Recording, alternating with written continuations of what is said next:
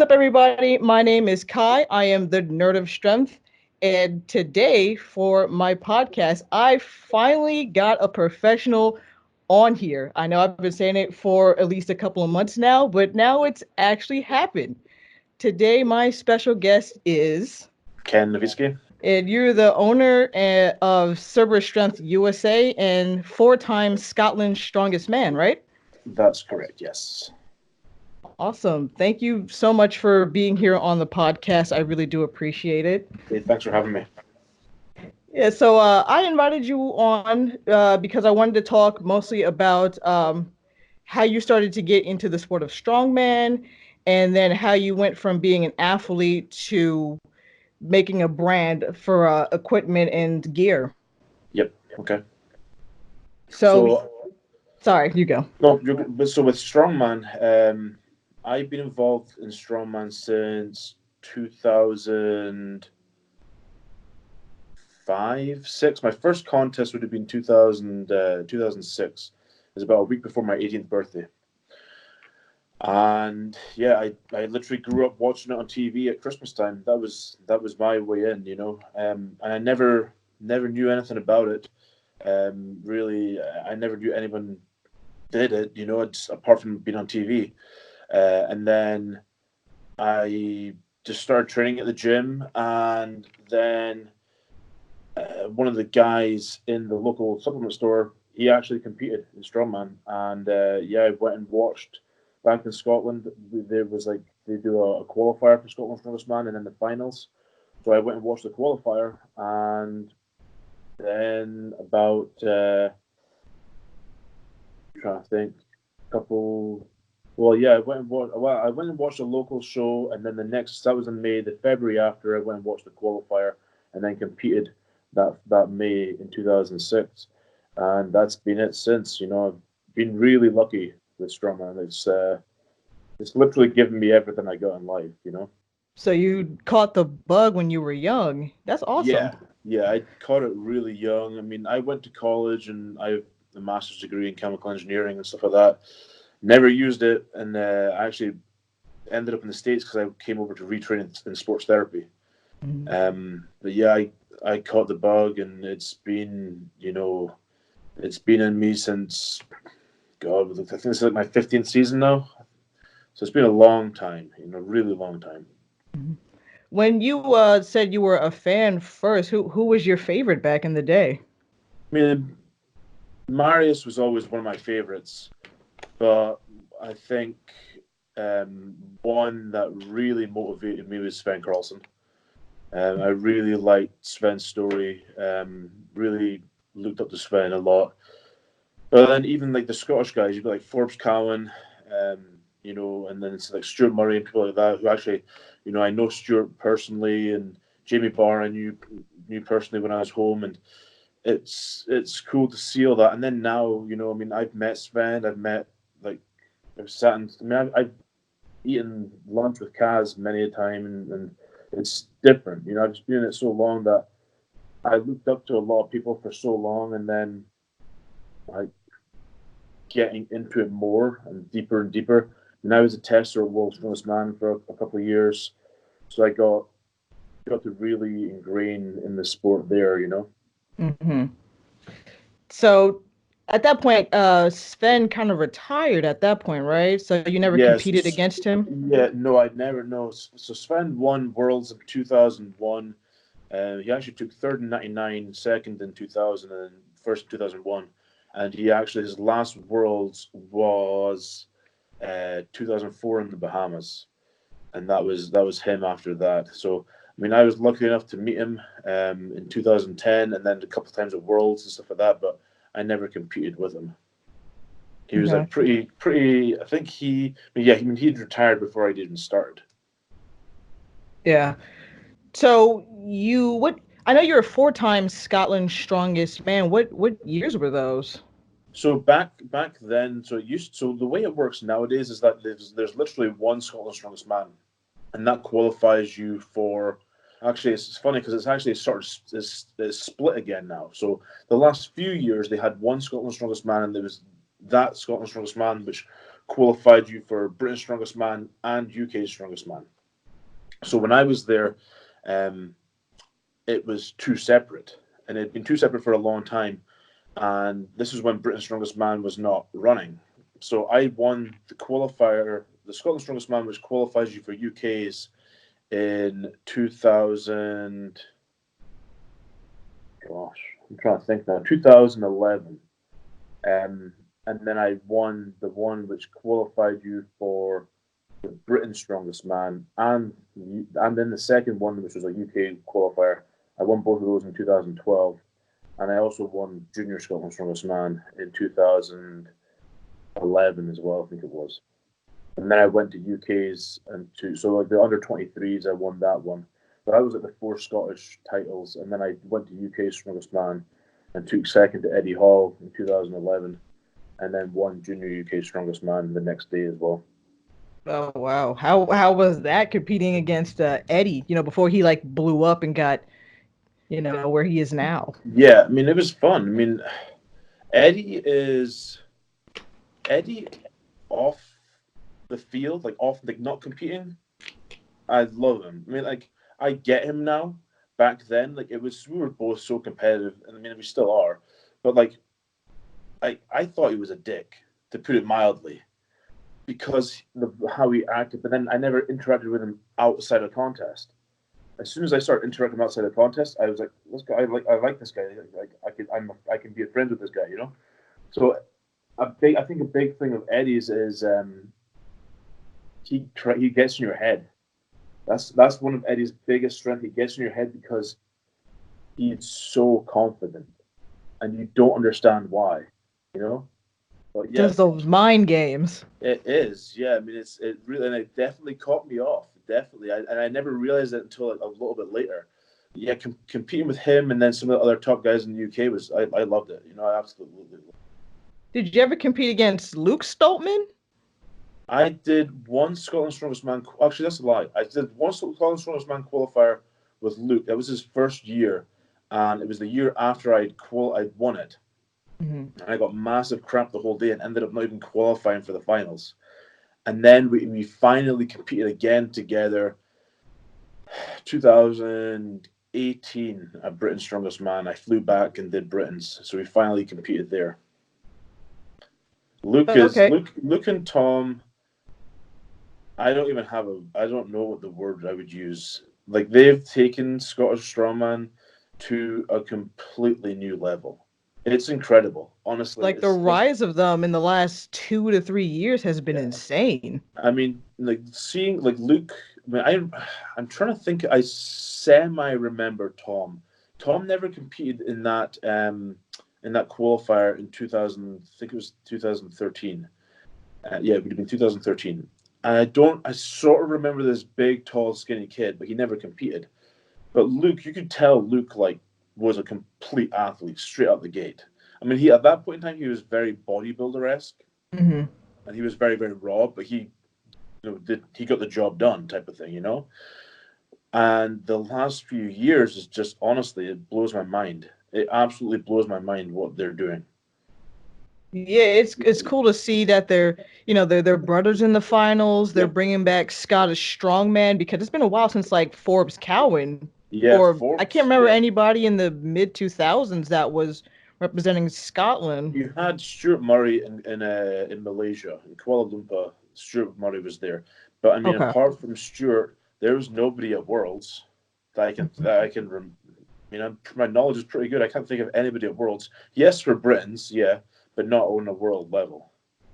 And for them to be doing what they're doing now, I mean, the Scottish log record up until Luke broke it with, I think it's 200 kilos he's got now.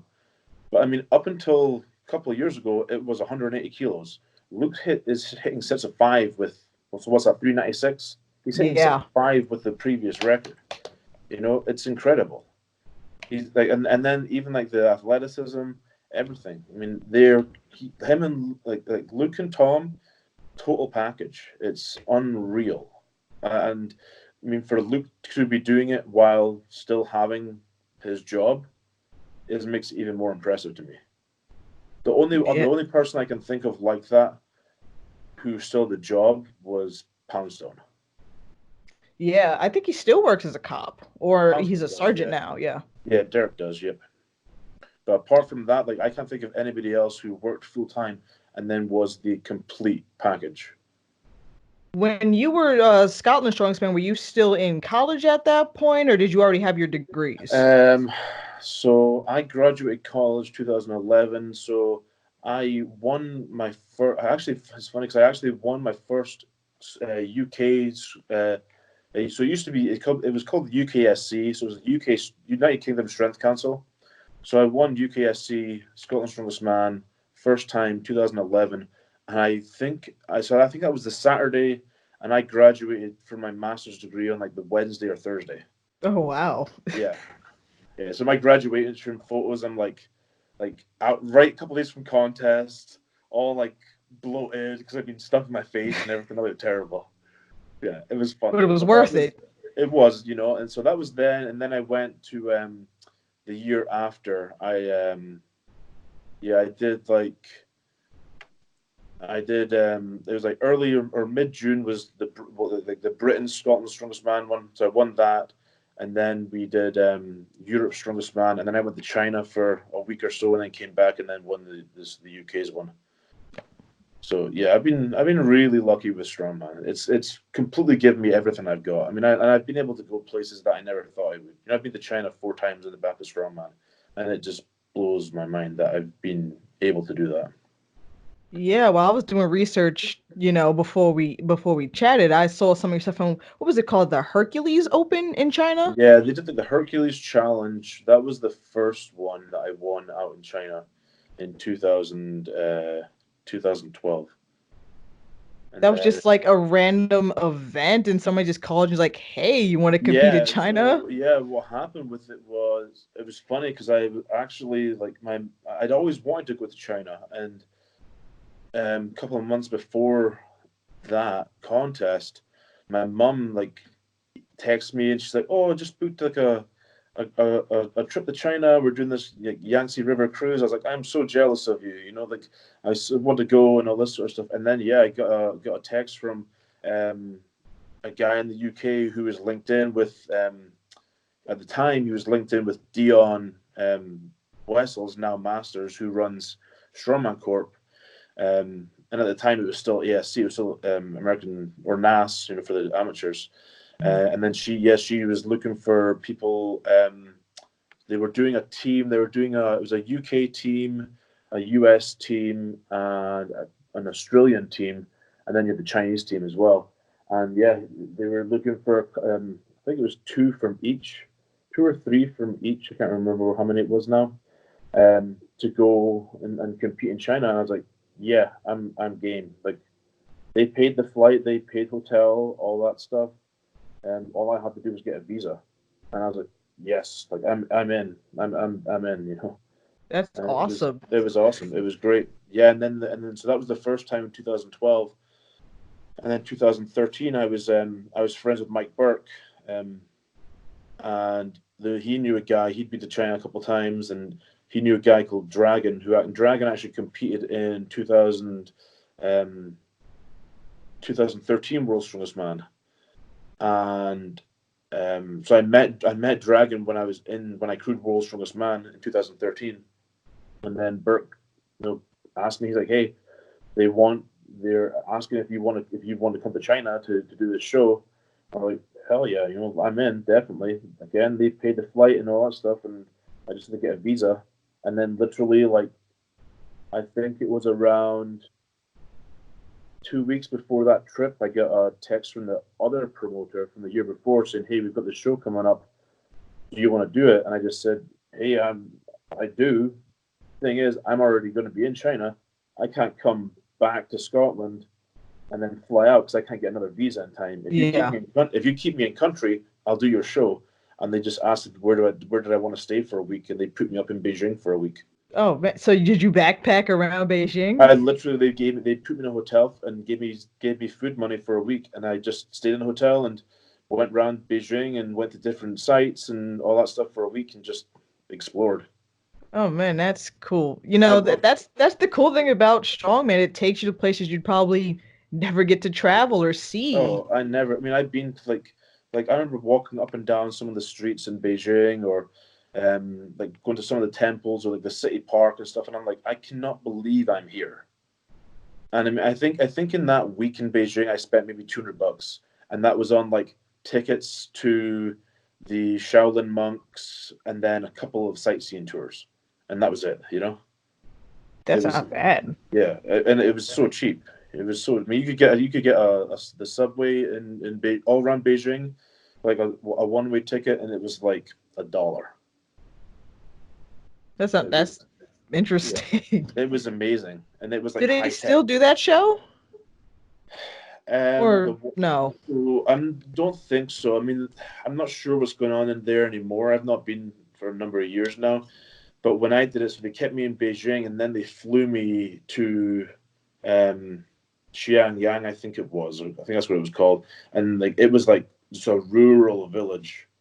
And that year, Mikhail Shiblikov was in that one too. Yeah, I was in the airport with a couple of buddies who'd flown over from Scotland for it, and then Misha was there. I was like, "Oh, great! I got Shiblikov to compete with here." It's like, why are you here? That's pretty much what it was. I was like, "Oh, hey, bud." Oh man. That's so you I just realized you said you like worked for World's Strongest Man, so you didn't compete that year at Worlds. No, so I've never competed at Worlds. There was a couple You've been to a times. couple of Giants lives though. Yeah, I've done Europe's Strongest Man, and then a couple of the US Giants Lives, and then a couple of Britain's Strongest Mans as well. And there was a 2000, I think it was 2012 actually. I almost qualified. I think there was one called Clash of the Giants. I took fourth in it, um, and top three went to World's Strongest Man. And then 2017 American Open for Giants Live. Top three went to World's Strongest Man. I was tied third going into the Stones, and then uh, ended up in fifth because it went joint third. And I was super, like, again, like maybe a second and a half, 2 seconds from World's Strongest Man. So Super close. super close a couple times, but we've not got that one yet. But yeah, I was actually friends with Gregor Edmonds, who's the equipment manager at World's Strongest Man. And I was flying back from the Arnold in 2013, I think it was, and we'd flown from Columbus into Newark, and then we were waiting from Newark to go to Glasgow, and we got a bite to eat together. He's like, "What are you doing in September?" I was like, "I have no plans. I haven't graduated college. I got nothing planned." It's actually 2011, sorry, because I just got graduated. I was going to be graduating college that year, and I was like, "I have no plans." He goes, "Might have to have you come out and help me at World's Strongest Man, then be the tester." I was like, "Okay, I'm game, you know." And yeah, I ended up going to World's Strongest Man to be the tester in 2011. Was due to go in 2012 and blew my bicep about a month out, and tore my bicep 3 weeks from before UK Strongest Man, which then took World's Strongest Man tester off the table too. But then I went to China in 2013 for tester, and then 2014 in LA as well. Oh wow, okay. Yeah, so I went to a couple of them. How does one end up being an alternate instead of a test, or is it like kind of the same It's more they almost? get invited. They get invited as alternates. I think what they're doing now is instead of having like um, somebody work in the crew as a tester as well as equipment crew, I think what they're doing now is more they have the alternates to the testing. Okay. So I think they're doing that. Uh, but in 2013 in China, I actually had to get the medical done because there was um, travel issues with weather, and they literally told me, "Hey, if this guy doesn't come in by X time, you're competing tomorrow." And I was like, "Oh, great! I don't have anything, like even like shoes. It was just like whatever, you know." They're like, "If you just have to figure it out." I was like, "Okay." I was like, "Well, this works on this plan." And then, like, I mean, I knew everybody there, so they were all just saying, like, if you end up competing, we'll just give you all our stuff. So, yeah, it was gonna be. Yeah. It was that was the closest I got. It was literally the 11th hour, and like he turned up. And that was 2013. That was the last time they went to China, right? It was like hot and people were getting sick Yeah, and that one was rough. Yeah, we actually had like the hotel rooms. They had like two taps in the room. Like one was just the sink, and then one was like a drinking fountain. Like you couldn't drink the water. A lot of people got sick. I luckily didn't. But yeah, a lot of people got sick. Then it was really the conditions were a real test. It was pretty brutal there, honestly. yeah. But it's changed so much and it's getting better, every year. Yeah, yeah. No, it's getting to a level where, like, I don't know. I don't want to talk bad about or make it sound as if the old ones are bad, but like the professionalism is I don't know. It just like the level is like huge, and obviously it was a very professional production before, but Mhm. now um, I know like last year they had like an air conditioned tent for all the athletes. Like there was none of that in a lot of these other events. It was literally just a case of here's a tent, here's some chairs, and you're open to the air. So for them to have that is massive. That takes a lot. And I read earlier or a couple of weeks ago, from last week, whenever it was that it was announced that it was coming back to Florida, Yep. that they might even be doing it in one location, which changes things again. That would be interesting to see how it would be in one location. Yeah, it looks like it's not a college, maybe a college campus, but it looks like they're gonna try and do like bleacher seating and Okay. make it more spectator friendly, which is good. Yeah, that'll be interesting. That was one of the big things, like when I was there, they never it was never really promoted. So it was just a case of like we're running this event, we're filming it, whatever, and if people show up, then people show up. Yeah. And it's definitely gone a long way from like I guess being in like shopping mall parking lots to Oh where it yeah, is now, and that's cool. I went to Worlds last year, and yeah, they said like a month before, okay, like 2 months before, and there was a decent turnout. But if you didn't get to the front, you couldn't see anything, or it yeah, was crazy hot, or people couldn't find parking. yeah, yeah. That's very typical. Yeah, because I mean, realist. I mean, and it's hard because when it's comes to the U.S. or somewhere like that where people like it's almost like a destination. Like so, like people want to fly from the UK to Florida to go and watch Worlds and have a mini vacation too. That's fun for people. Whereas if you go to China, not many people are showing up. So I think that's maybe the difference. Like over here, when it's somewhere like LA or Florida, or like North Carolina and stuff like that, when like, it's more of a spectacle and people want to go and see it because it is like um, it's like a mini vacation. Whereas everywhere else is just we're here to do the show because this is where like this they won the bid type of deal. Yeah. Is that why is because I've seen people like, how come they don't have worlds in the UK? You would think that's probably why, right? They want vacation-esque type of destinations. Well, I mean, a big one from my understanding, a big one before a big point of it was um, basically who won the bid. And what I mean by that is like you'd have different like China or you know Botswana or wherever, and it's like you know Kind of like the Olympics, cities or countries bid yeah for it. yeah pretty much, and it's like hey, we'll give you X amount towards your production costs to have it in our city. I think that was what it was. So and then they do that, and then even say if UK was to win the bid. Now, if they did a stadium, it would change things. But previously, because of okay, well, where can we film now? Now we have to like scout filming locations, all that sort of stuff. And that seems to be changing a little bit now that they seem to be doing it more set, Hmm. like set spots.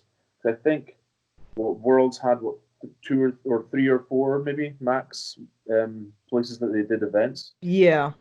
and like there have been times where you do a different location every day sometimes, I remember when we did Worlds in North Carolina, and it was at the university. Like day one, we did it like at the university because we did the loading medley through the sand. So we did there, and then the next day it was in Charlotte. So however long that was away. And the next day was at Rockingham Raceway, which was like I think it was like a 2-hour drive just from the hotel. And so you did that, and then the day after was at the campus again, and then the last 2 days of the final were on the campus too. But I mean, that's massive traveling around, and you've got all the equipment, all the cameras, all the even the Crew stages, people. all the crew, the stages, and all that stuff. Like, it's massive. It's a massive production. I think one of the parts is people don't understand how much goes into it. That's the big thing, because it is a mass. I never really got it until I went. It's a massive production. Yeah, I saw that too when I went. I'm like, wow, there's a lot more people behind the scenes than what you think it is. Everybody Oh, wants to it's get massive. mad at the production, but I'm like, it takes a village, to get this off the ground. Yeah. I mean, when I was there, there would have been like 5 or 6 of us in the equipment crew alone. 5 of us, yeah, 5 typically. And then other times there was but then you had like local helpers who they were doing more set stuff, but then you've got like another, 10, 12 people doing set stuff, and then you've got all the actual production people. It really is massive. I mean, you probably I'd hate to put a wrong number on it, but I think you're easily looking total 30 plus people to run World's Strongest Man. Yeah. 'Cause I saw them had the crew had their own bus to bus them back to their hotel, and I saw like a lot of people getting on that bus. Yeah. Oh, really? Okay. Yeah, Yeah. because a lot of it was when they did it. When I was doing it, a lot of it was like local help, or they were like local contract help. So they had their own vehicles because they were just coming from home. Hmm. But yeah, no, I can definitely see it being a case of, you know, they bring a crew in. I don't know if no one obviously it's been a couple of years since I did it, and with Rogue being involved now, I wonder if they have their own people coming in too. I'm not sure, but it's a massive production, and I think that's one of the things that people don't really understand just how big a production it is. Yeah. And you talked about a community of where used to be volunteers and things like that. And that kind of leads me into my next question is you got into Cerberus because you knew the owners in the UK, right? Or Yeah, you were friends with them? so basically, one of my good friends knew them, and when I moved to the States, they basically said, "Hey, listen, do you or would you be interested in being a sponsored athlete?" And at this point in time, I can't even remember what products we had. I think we had like wrist straps and maybe lifting straps, and that was it. Maybe so I think it was like wrist and knee wraps, maybe lifting straps, and that was literally it. And I was like, "Yeah, sure, why not? I'm game." And then a little bit down the line, they asked if I wanted to try and sell some stuff, and we did that. And then a little bit later on again, they just asked if I wanted to be the North American distributor. And at that point in time, excuse me, at that point in time, I literally had all the US and Canada, and then it was just Canada got to the point where trying to ship stuff internationally and I wasn't doing much volume and much overall volume at all, but even just like the 1 or 2 packages going to Canada, Is it um, expensive? it's expensive. And then it was it was just trying to promote. I was like, how do I promote it when I don't really know the culture or anybody up there and all that sort of stuff? And I knew one guy, Lance Lavalley, and that's who runs it up in Canada now. Yeah, Lance has done it for a couple of years now up in Okay. Canada. So yeah, I and that was it. I got the US market, and really lucky to get the US market, with it being probably the biggest market in the world. And yeah, I retrained in sports therapy, and then when I moved here in 2013, I came over for that, and that was the plan, And it just Yeah. got to the point now where Cerberus has grown and grown and grown that I literally do not have time to do that. So I've not done that in for about a year and a half now, probably more than that, honestly. Yeah, Really? yeah, it's got so big that there's no way I could do both. Because I owned a gym in Vancouver, Washington, for about a year and a half, and then moved out to New Hampshire. But like, when I was in the gym, the gym was basically, you know, I wanted the gym to, make money and all that stuff, obviously. Um, and then it quickly became a point of the gym was running just to basically pay the overhead to run Cerberus. Because I had a stock room in there, Okay. So that's what it turned into, and that was the thing. I was supposed to be doing therapy and all that sort of stuff, and then between running the gym and running Cerberus, and then doing therapy here and there, I never even really got the therapy side of stuff off the ground in Vancouver because things just got too crazy. It was a big juggling act. It was. I mean, it still is. Because I do like Wendy and I do the whole thing, but on a daily, like, the all the customer service, the emails and stuff like that. A lot of that just comes straight through, and then she'll help with other stuff. So between the two of us, we juggle it very well. But there's just so much that it is a juggling act, to say the least. But Yeah. And I see you starting to do more like social media, like the yep, IGTV stuff, and you're trying to get yep, your own YouTube channel off the ground. yep, And you think yep. that's going to help sell more products, things Well, I like mean, it's that? not even. I mean, obviously, I'm in the business of selling items. I'm in the retail business, so let's not lie about it. But I've been doing Strongman since 2006.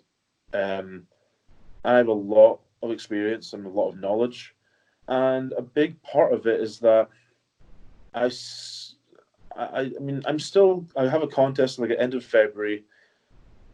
I don't. I mean, I still have a goal of. I still have a goal of going to Worlds. I don't know if I'm ever going to get there anymore. But a big thing for me is like, I've been doing it for so long. I really want to try and actually give back to the community. So if there's something that I can do, be it through my own social media or Cerberus social media, like that's realistically what I want to do. I mean, yeah, okay, we have the products and we're expanding the range and all that sort of stuff, but you know, from the point of view of how do you do certain exercises? How do you do, you know, how do I train, or how do well, I mean, how I train now is how I've been told to train by Jenny Todd, but you know, even just from that point of view, or stuff like I want to give back more to the community than just be like, hey, buy this product. Yeah. And that's really the basis behind it. And the thing is, like, I've been pushing the social media for a long time, and I've been wanting to do more and more content. And it's just got to the point where I'm like, you know what? If I want to do more content, I can't just sit here and want to do it. I Yeah. have to just do it. And that's like, if I'm honest, it took me quite a long time to, I don't know if getting used to the idea is the right phrase, because I would, every so often I'd film a video and I'd be like, okay, well, we're gonna do, we're gonna start doing more content, and it just, I would do a couple of videos and then it would peter out, and that was it. I mean, realistically, life just got it's so busy. Of Uh, course. so now it's like, okay, no, I really, really want to be doing this. I really want to be putting this out.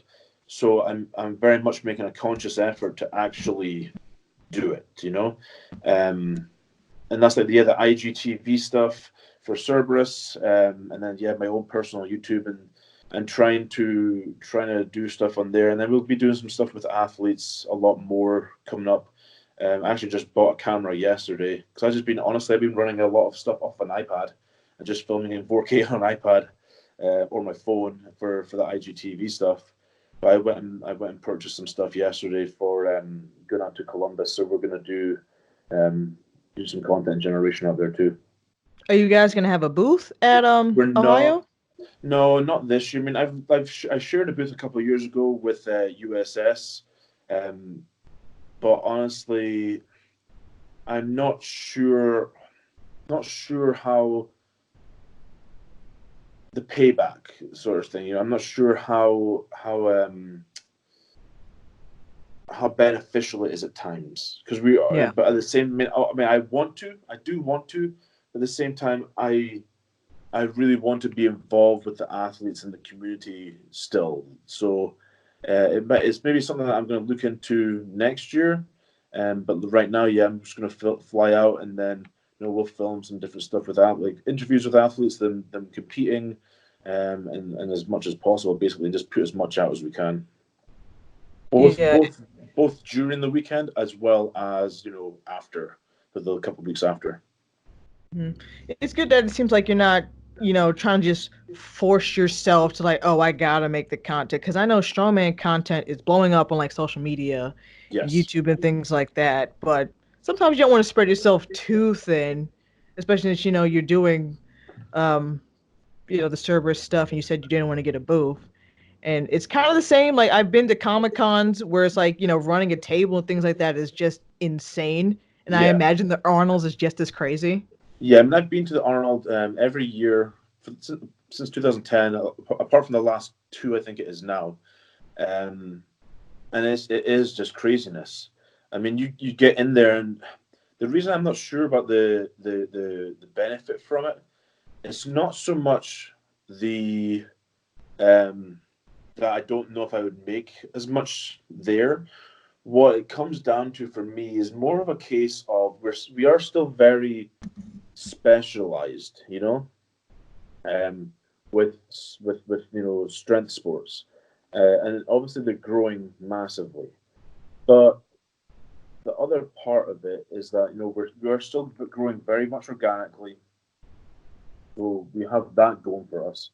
But then also the side of stuff of when you're there at the Arnold, it gets so busy that you can't walk up and down the aisles. Hmm. So for me, knowing that, it's a case of okay, if I spend, it's a good couple $1,000 for a booth. So like, okay, if I spend this money, how much interaction am I going to get with potential customers? I mean, I think I'll get a lot of interaction with people, but how much would that relate to actual consumers versus doing something where, like social media content stuff, where people are like, we're aiming to a certain audience through that content generation. Yeah. So that's the thing for me. Like, and I spoke to Dave Tate of Elite FTS. I sat down and spoke to Dave for a couple hours back in June when I was at USS Nationals. And one of his things was you just need to really weigh up like these expos. He's like they never go to the Arnold. I don't believe Elite's ever gone to the Arnold. But one of the big things he was saying is like you just really need to weigh up the cost of the booth, the cost of getting there, and then cost of being there on the return on investment. And I'm not sure yet. I'm not sold on it. If I was a supplement company, my mind would be shit different. Now we do have supplements coming. There's a pre-workout, intra-workout released in the UK. We're just finalizing everything to bring it over here. But if we were a pure supplement company, then yes, I would definitely go for it. But with us Yeah. being so niche and specialized, I'm not sure yet. Yeah, I like that you said that you have been growing like organically, where it's just like it's true because when I started, you guys have like a striking black and red on all of your equipment, and I Yes. see that in the gym, and I started asking people like, "What's that brand? Where do I get that?" And that's kind of how I felt in love with your stuff. And then you start seeing it like on like pro competitions, like I've Yep. seen like your sandbags at like Ultimate Strongman. I've Yep. seen them in SCL. So yeah, organically is pretty, in my opinion, I think the best way to do things. Yeah. I mean, it's It's pretty surreal. If I'm completely honest, it's we. I don't know. It's weird for me. It's really odd to go to a contest and see the brand. You know, it's like I'm aware that we're selling things, obviously, because I'm packing the orders. You know, and I'm seeing it go out, and I'm seeing the stock, and then doing the stock checks and all that stuff. But it's still a very surreal feeling for me to, like, I went to the Olympia. My girlfriend had nationals out at the Olympia back in September, and I'm looking at some of the other athletes, and then same at OSG, and hell, same at Arnold, like when I was there a couple of years ago, and I'm just looking at, I'm seeing the logo, or I'm seeing different sleeves or wraps or straps, and I'm like that's like my brand. That's like what I'm involved in. I'm like, it's really odd, but it's so cool at the same time. You know, so it's really cool to actually see it growing like that. Um, yeah, I don't know. It's a very interesting dynamic to actually be a part of this growing brand.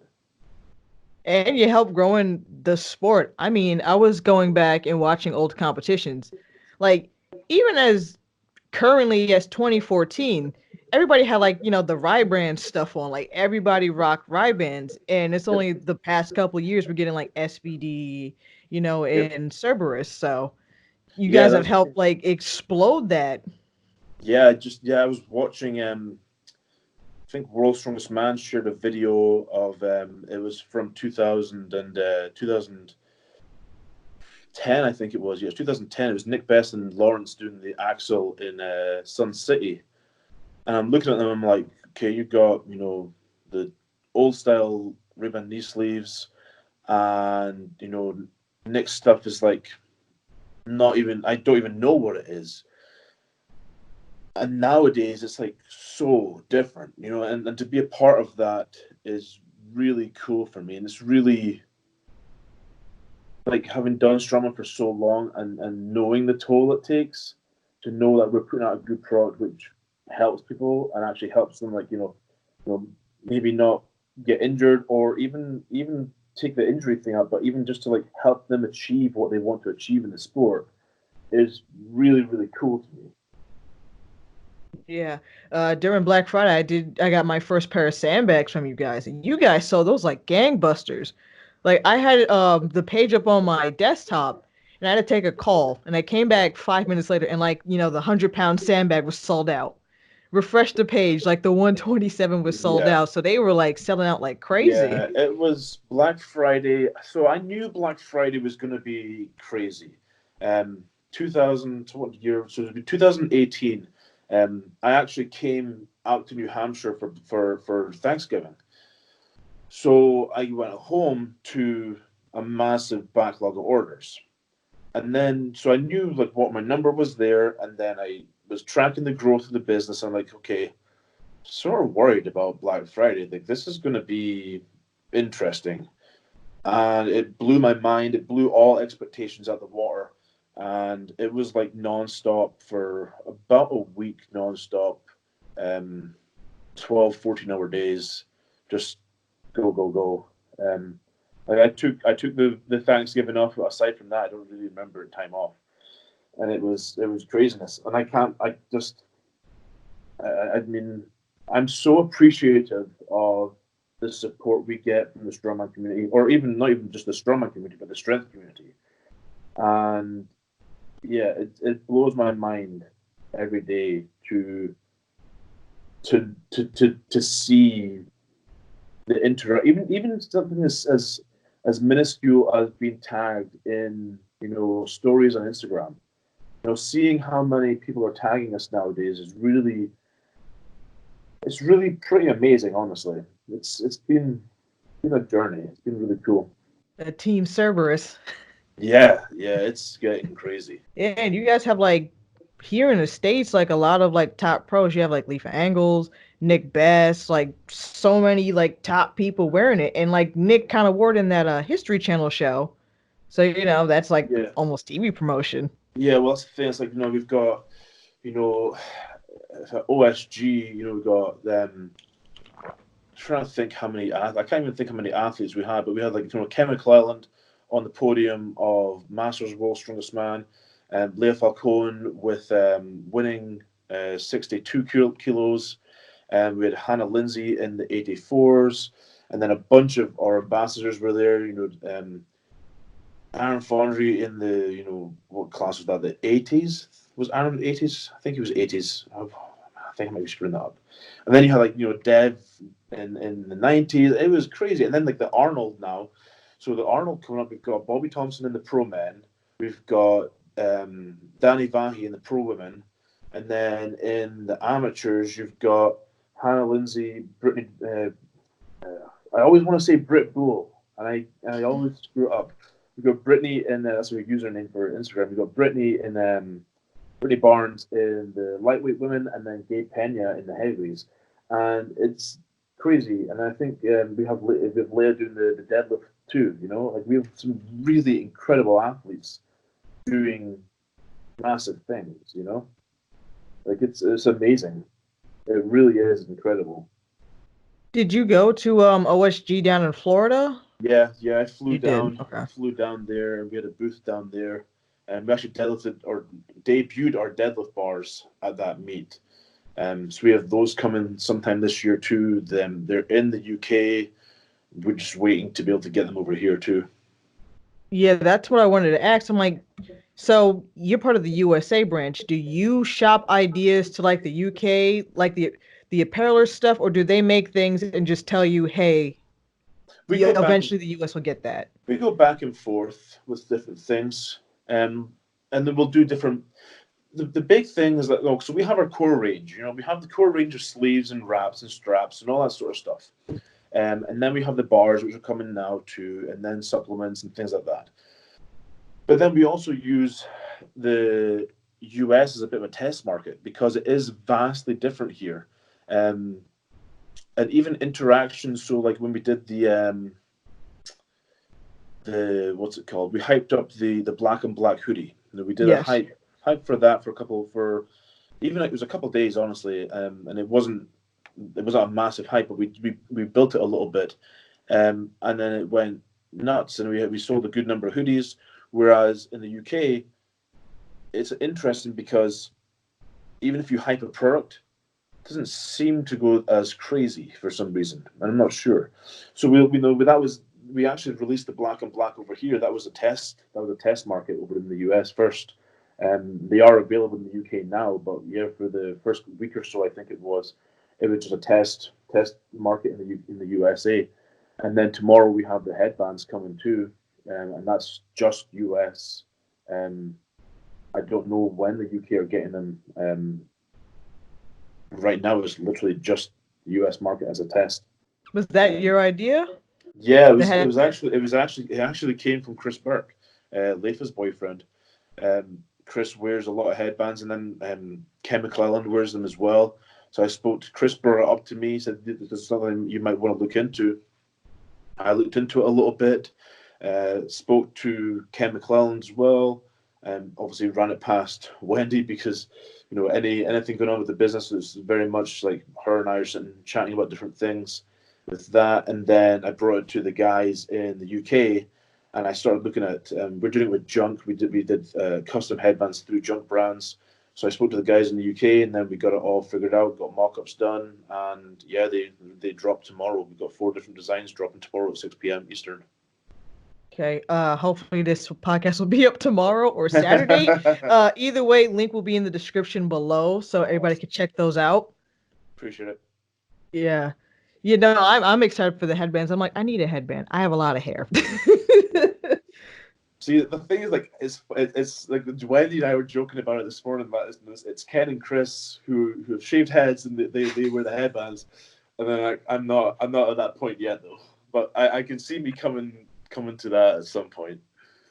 But yeah, I'm really excited. Honestly, when we do something like new like this that we've never done, I get super amped up. And even like the social media stuff, like that's really exciting to do. If I'm honest, I I am a little bit nervous about the content generation for the Arnold, simply because it feels like such a big event, you know. Hmm. But I'm excited about it. Like, I've been sitting, trying to figure out all the different stuff for editing pretty fast and all that stuff. So I still have plenty of time to figure all that out before the Arnold. So there'll be some good content coming up as well. But yeah, I mean, I'm really excited for this year. It's going to be a good year. I'm very, very happy and Oh yeah, this year excited. looks like it's gonna be huge. Like they have the what is it, the Strongman Arena. Yeah, I'm intrigued by that. I'm not really sure what to expect yet, because all the time I've been there, it's been on the main stage. That was the thing. Like, I've competed on the main stage as well, so that's it's a very, I don't even know what the word would be. It's like iconic almost now. So to be going into a strongman arena, I'm not sure what to expect. I'm not sure if it's all going to be on the floor, if it's all. I don't know how it's going to work. I'm really, really intrigued. Yeah, I mean, can't put the wheel of pain on the main stage, you Well, know. that's it. So that's the thing. I mean, it'll be interesting. I don't know if they're going to do all bleachers or what. So that'll be the one to see on the Thursday. Get out there and like sort of scope it out a little bit and see what's going on with it all. Yeah. And speaking of the Arnolds, I don't know, you saw the Arnold Santa Monica, right? I did, yeah, Yes, and I know he's Canadian, but Maxime Boudreault like killed it during Santa Monica, you yeah, know? yeah. I knew Max going in had some really really strong events. I mean, I knew his press was killer. I knew he would do very well in that, but I didn't actually realize just how good his farmers or his bag toss was. I mean, I'd seen in his training, because I obviously keep an eye on all the Cerberus athletes, but yeah, he blew my mind completely. Yeah, that show was like really hype. And I'm just like screaming at the top of my lungs at my laptop watching. I'm like, this is insane. Yep, Like I knew he was good at log because I watched a couple of the Canadian shows, but sure. just blew my expectation out of the water. And that's always good to have like, one of your ambassadors or athletes to Yeah. do well. And Oh, like of in all the course. pictures on Rogue, they have like you could see the striking red and black. Yeah, yeah. I was really happy with that too. No, it was killer. I mean, it was so close for him to not take the overall. I felt so bad for him, but I know I think the next one is Arnold Australia. He's doing, and I mean, he got straight back into training. He looks in great shape. I'm really excited to see what he does this year. I think, or I know that it'll just fuel that fire even more. Yeah, there's a lot of good up and coming guys now. As Oh like yeah, the old guard gets a bit older, in the late 30s, things like that. There's hungry guys in their 20s who are ready to yeah, take over. yeah, yeah. It's going to be a very exciting couple of years. And you competed at Giants Live North America 2017 and 2018, right? Yeah, 2017 went really, really well for me. 2018, not as much. I actually got hurt the week before the contest. Oof. I was doing one last deadlift session. I got a really late call up to it, so I was trying to dial in my deadlift suit a little bit, and still don't know what I did. I think it was a quad tear or an adductor tear a little bit, and yeah, something felt like a shotgun in my leg the week out. So it didn't really go to plan, but yeah, I was there. That was both those years, and I mean they're great shows. I'm really excited to see what they do for the Daytona one. That'll be a big show. Like, Oh having yeah. been in that arena now, I'm really intrigued to see how they run it in there. It'll be interesting. Yeah. I was just actually watching that earlier today, before this podcast. I'm like, there's like North American guys who don't get much play in Giants Live, but they're strong guys. Yes. Yeah. And It'll they're be. coming up Singleton, Ferris, Trey Mitchell, a lot of Yeah. guys. Yeah. I think it's going to be a really good year, or good number of years coming up for U.S. strongman and strongman in general. Oh yeah. I hope the Florida show does well. I mean, I'm biased, but I wanted to imagine like Strowman back at Madison Square Garden. That hasn't happened since like the Super Series days. Yeah. Exactly. Yeah. Yeah. I mean, it would be cool to have that again. I mean, the thing is, knowing the guys behind Giants Live, I know that they're going to do it right. So I think what it's going to come down to is more like the demographic down there at that time of the year. And then, but Daytona Beach is like sort of like that touristy type of deal, you know. So, you know, it could very well be a massive show.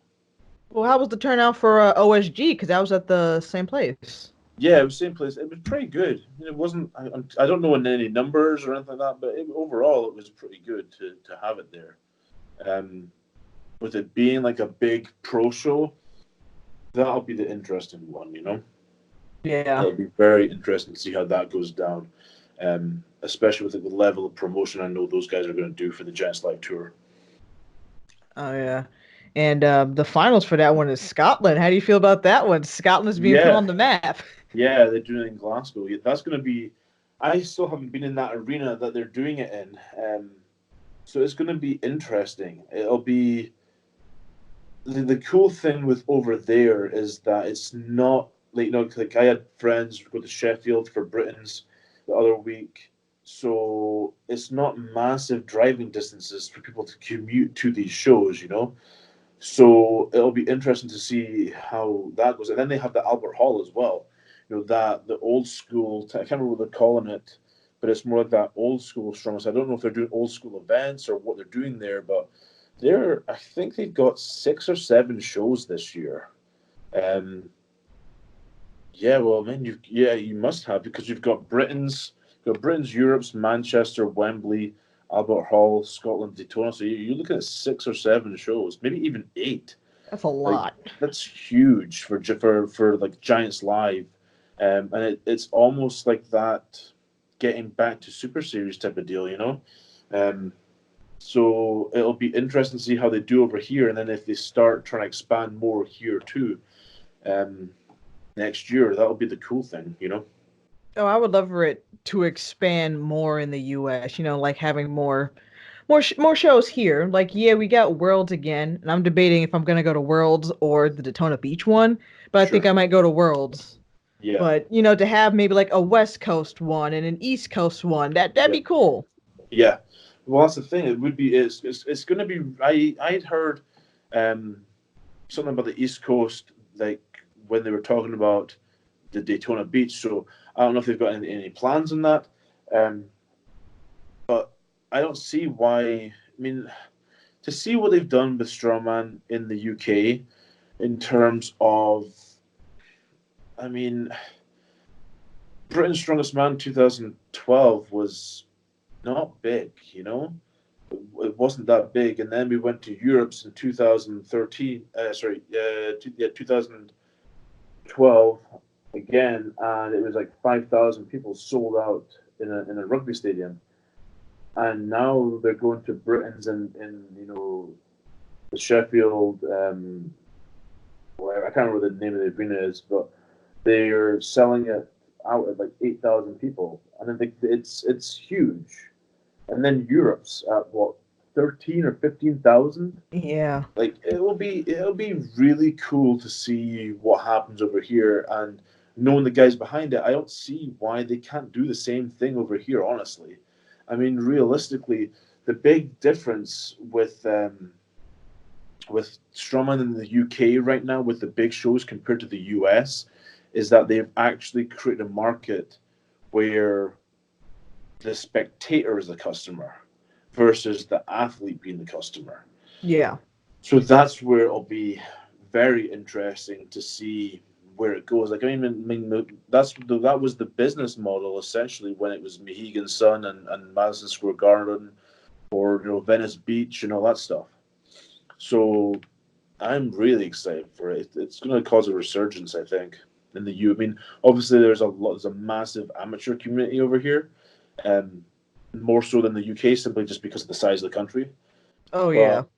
It'll be very interesting to see what happens if you have a spectator model come over here. That'll be cool. I think it's a bit more like, you know, the UK is small. Like you said, you can drive from like, you know, Manchester up into Scotland to see a show, but Yes. Here in America, I'd basically have to like either take like a 2 week drive to California or fly 6 hours. So it's Yeah. like the U.S. is way bigger, and I don't know. Well, I think that's when then you need to make it um, almost like destination arenas or destination resort type of deal, where it's a case of, okay, we're going to do this show in this spot and make it where it's there's more of a selling point than just a strongman contest. You go to Florida, you could take your family to Florida for a long weekend even, and you go one day, you go and watch strongman, and then take your kids to Disneyland. Yeah. Like something like that. Is very doable these days. Um, Same as if you took them to California or wherever. Um, I think that's where you need to sort of push it, just simply because of the size of the country. Yeah. It'd be interesting. I hope by at least 2025, that's where we're at, you know? I got a strongman show every weekend here in the US. That'd be great.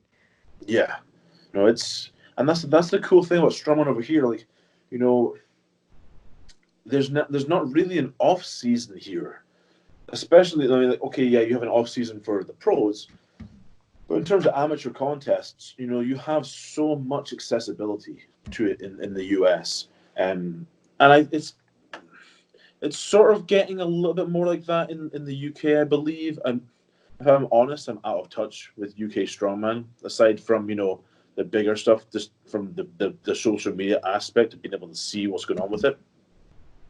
But I think they're getting more and more like that, and more shows and stuff. But over here, I'm confident that you could compete. If not every single weekend, you could compete every other weekend in the US. Or at least once a month, yeah. Exactly, or even just once a month. Yeah, it's pretty incredible. And I know you're doing a show in February. Is that a strongman show, or are you doing a powerlifting show? It's Strongman. It's just a local one in northern New Hampshire. I mean, I've not competed since like August 2018. Um, like last year was massive changes. I mean, I moved from Washington State to New Hampshire, um, which, I mean, I drove that move. That was an interesting one. Like, we moved. I was lucky enough that I had Ken McClellan and a friend, Lacey, from Washington. They drove a truck each, and we moved the gym. Actually, I never sold the gym. I sold some stuff, but I kept the gym. Got a warehouse here, so I have a private gym, and then we have Cerberus as well in there. Um, yeah, I relocated out here and just put all my time into business and family, and wasn't really sure plan wise, like anything. I mean, I love strongman. I'm not gonna ever not love strongman. Um, it's given me everything I have, be it the business to experiences abroad and stuff like that, even down to my partner. Like, I met Wendy because of strongman. Aw. So, like, even down to family, I have it because of the sport. And I was just like sort of lost my way a little bit. I don't know what I want to do. And yeah, I started working with Jenny Todd. She does Donna Moore's programming, Sonny Bradley's. She does Wendy's as well. She works with a lot of athletes, and I really, really liked how she approached everything and how she did Wendy's programming.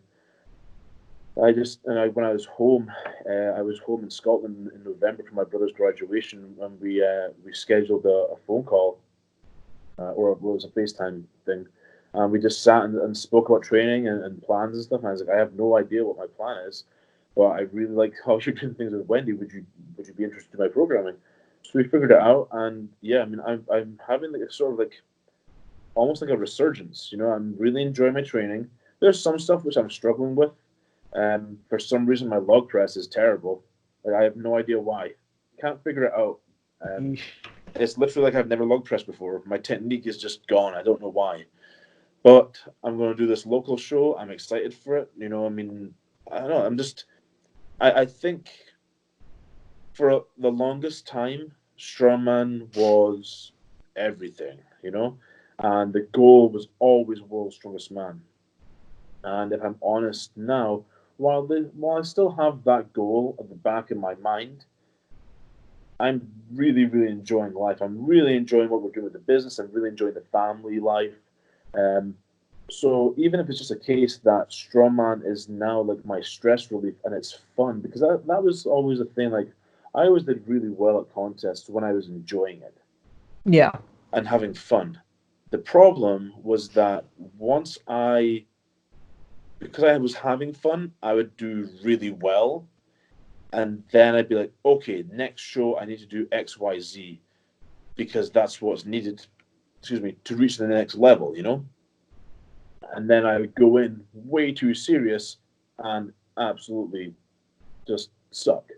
So it would be like kind of overthinking as well. Exactly. Yeah. And that was the thing. It was like there would be so much pressure that it would just things would just go to terribly. So now I'm like, okay, like I really like my life. Let's just enjoy it. Let's just enjoy the sport. So I mean, I'm really excited for this contest. I have no idea what will be next after that. I know winner of the heavyweight will get a place at nationals. Um, if I was lucky enough to take first, whether I go to nationals or not that's yet to be even thought about. But yeah, I'm just excited for it. I'm excited to actually compete and just do something again with the sport because it's been so long. Yeah, I'm really happy for you. I'm glad you're gonna go back out there and, compete. Yeah, I mean, I'm excited to see where I'm sitting with a lot of things as well. I mean, my like okay, the log's not going well, but then we've been pressing against bands a lot, and the power generation with an axle is massive, and I'm really happy with that. That's why it's so frustrating when I go and do a log, and I'm like, why does this suck so bad? And then like deadlift, like we get to do, I get it's a 16-inch max deadlift, I actually get to see where I'm at tomorrow. I get to work up to a single tomorrow to see where I'm at. So I'm really excited to see where that is. Um, yeah, I'm just enjoying it all. I'm not even really worrying about it because I have so much stress on a daily basis with the business that this is fun now. Yeah. And I think that's a great mindset to have, whether you're a pro or amateur, whatever. It's go and have fun. Yeah, no, I agree, It's and not that's the the end of thing. the world. Well, that's it. I mean, like, there's definitely, like, definitely understand the stress mindset when it's like, okay, this is what I'm doing for a living and all that sort of stuff. And while I was never doing it as a living, it was definitely, my viewpoint was definitely like, okay, this is a second job. So now that I'm in a totally different mindset, I'm really excited to see how it goes. Yeah. How does this affect, like, family time? Are you taking away from it to go and train for this competition, or it's just like, well, I'm No, not too not stressed about really. it? No, not really. I'm lucky enough that um, the nights that I would go and like hang out with Wendy and stuff like that, I would be the nights I don't train. So I do it that way. Like if I'm hanging out, then it'll be nice I don't train. Um, but then she trains as well, so a lot of the time, she'll come and be in the gym at the same time, or we'll plan things around that. So, but at the same time, I mean, if I'm honest, like that comes first. Like that's the thing. That's how it all works. Um, so it's not even really it's not taken away from anything, which is nice. Um, but yeah, I mean, if it was to take away, then it would have to be reassessed, I think. Hmm. That's good to hear. Yeah, I mean, I Yeah. think that's what it comes down to. Like, if it would be taken away, then things would have to be looked at. Yeah. Yeah, because we started chatting on Friday, and I saw you were like, out with your kids going to see Frozen 2 and things like that, Yeah, and we that's took the great. kids up there. Yeah, no, it is. I'm really lucky to do that, and I do a lot of stuff like that. Like, I train more later. which is a bit of a double-edged sword. In terms of like, you start training at 7 or 7:30 at night, and then you get to bed at 11:30, and you're still amped up. But no, yeah, it's things work well with the business, and then balancing things with Wendy and her kids and stuff like that. Do they like watching the competitions, or are they just like, eh? They do. I mean, they've watched her at different stuff, so they enjoy it. I mean, they'll come to the warehouse when she trains, or and then I'll be there pretty much all the time, and then my dog's there as well, so they just sit and play with the dog, and that's it. All right, that's awesome. Yeah, Well, it works really well. well, I think that's like all the main things definitely wanted to go over in this, and you've been like, really informative about a lot of old school stuff and a lot of the marketing things. And I really appreciate that. Hey, no, I'm all one to put it out. Yeah. So, like I said, what day is your competition? It would be I'm like, I don't know. It's like February 22nd. It's like it's like 2 weeks before the Arnold. Okay. So it's the 22nd. It's up in northern New Hampshire. So All I right. think right now, I think it's like 4 weeks now is what we're looking at. Yeah, it'll be 3 weeks on Saturday. All right. Well, I wish you the best of luck in that competition. Thank you very much. I appreciate it. Yes, and actually, there's one more thing I wanted to ask. It's just like, so after all said and done, which one's harder for you, being a businessman or being a strong man? Ooh, that's yeah. I It's two different things. That's the thing. It's so honestly, I would have to say right now, at least with the way the business is, I would have to say doing the business because there is so much to balance versus like when I was doing like at the height of my competitive career in Strongman, I was assistant manager of a nightclub, but it was like not that many hours. Plus, it wasn't my type of. It wasn't all my company type of thing. So I was just, it was get in, do the work, get out. Whereas now it's like a constant um, stimulus of different customer service, marketing, different ideas on what to do next. So I think probably for me at least, definitely the business side. Okay. Okay, that's good to know. And would you honestly advise anybody who wants to kind of do what you do to do that? They came from competing and they don't know what to do next. Hmm. Do you think it's Yeah, easy to turn off being an athlete and going into the business? Because you did say it brought on a lot of stress. yeah. I mean, it's easier for me now that I've stepped back from competing a bit. When I was, running the gym or even just doing therapy, and then having this as a very small side gig, um, I can still put a lot into the competitiveness.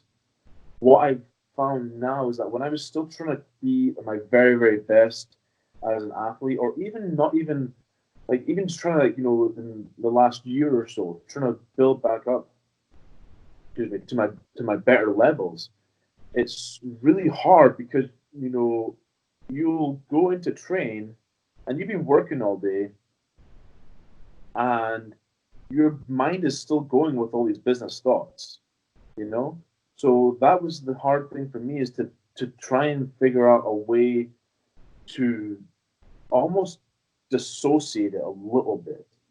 Um, I think it's harder for me because I have the gym in the warehouse. So I Yeah. literally don't, it's not like I go from work to another gym. Um, I think that might help, but overall, I think what we learn as athletes leads us or lends to us very well for business because especially strong where you're balancing so much, you know. So Hmm. when I mean balancing so much, I just mean in terms of with strongman, say like compared to powerlifting. Powerlifting is, I feel I'm doing a disservice by saying it's easy compared to strongman because that's not strictly true. But all I mean by that is a case of strongman we have technique to train for brute strength, cardiovascular. Like there's so many facets to it, whereas with powerlifting being so static, like it's almost a little bit easier in that aspect, even though you're going all out versus reps, everything, Yeah. I think being able to balance all these different things for a training aspect leads us very well into balancing aspects of business, especially if you're doing, a small business where you have to do everything for that company. Well, you heard it here first, folks. If you want to start your own business, get into Strongman. It'll make you work harder. Yeah. Well, anyway, I am going to call it right now. It's been an hour and 15 minutes. I think this went very well. Perfect. Well, hey, thank you very, very much for having me. Thank you so much for being on. And if you want to be on again, just hit me up. Sounds good. Oh, definitely. So once again, just for folks, the headbands will be going live tomorrow, January 31st at 6 p.m. Eastern Standard Time on cerberusstrength.us, right? Yep, cerberus-strength.us. Yep. Okay. Yep, and all the links will be in the description below, as well as to Cerberus Strength's social media page, Ken's own personal social media page, and his YouTube channel. And if you like what I do, please like, share, comment, and subscribe to the channel. I'm so close to 1,000 subscribers, and with more subs means better content. Definitely share this podcast around, including the audio-only version, which is available on SoundCloud, Anchor.fm, Spotify, or wherever you listen to podcasts. Finally, follow me on Instagram at EastWolfStyle for more updates and cool posts. Thank you all for listening, and have a great day.